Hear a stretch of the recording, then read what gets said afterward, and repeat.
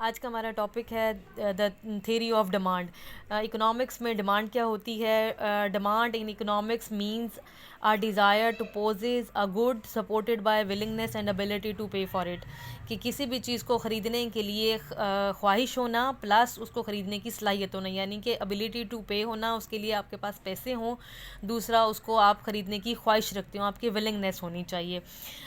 Demand means the various quantities of a good that would be purchase per time period the different price in a given market. के एक market में different prices के ऊपर एक ही time period में आप कितनी क्वांटिटी किसी भी चीज़ की ख़रीदने के लिए तैयार होते हैं, वो भी डिमांड कहलाती है।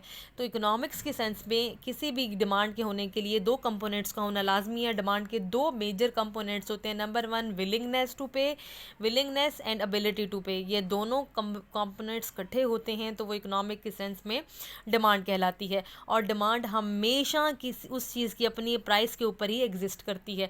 डिमांड लाजमी किसी न किसी चीज़ की प्राइस के साथ अटैच होती है और प्राइस को देख के ही डिमांड की जाती है। Demand is always per unit of time. एक स्पेसिफिक टाइम पीरियड के ऊपर चीज़ों को ही डिमांड किया जाता है। इसके बाद जो इंपॉर्टेंट थिंग हमारे पास आती है लॉन्ग क्वेश्चन में, the law of demand. Law of demand state क्या करता है, इसमें हम समाल्सन की डेफिनेशन भी देखेंगे, कुछ अदर डेफिनेशंस को भी देखेंगे। सिंपली जो लॉ ऑफ डिमांड की डिस्क्रिप्शन है वो हमें ये कहती है, demand for a commodity is related to the price per unit of time.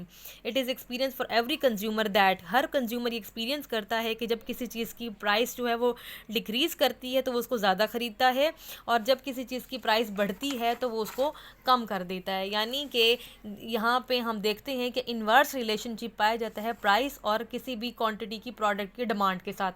Demand और प्राइस के दरमियान नेगेटिव रिलेशनशिप को लॉ ऑफ डिमांड कहते हैं।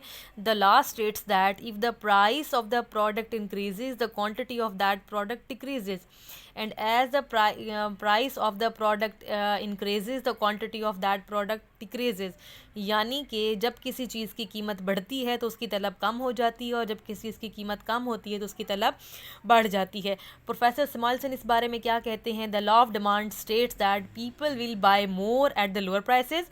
सिमल्सन ये कहते हैं कि लोग कम कीमतों के ऊपर चीज़ को ज़्यादा डिमांड करते हैं, and buy less at higher prices, और ज़्यादा कीमतों के ऊपर कम ख़रीदते हैं। बाकी अदर जो डिस्क्रिप्शंस हैं वो इसके अंदर लिखी हुई हैं, मैं इसकी डायरेक्ट इसकी फंक्शनल रिलेशनशिप के ऊपर मूव करूँगी। हम कहते हैं कि quantity demanded is a function of price.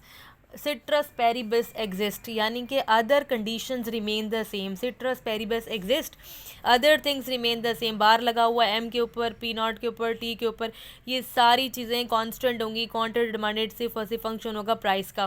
There exist the negative relationship between price and the quantity. If price increases quantity decreases, if price decreases quantity will increases. This relationship is called law of demand.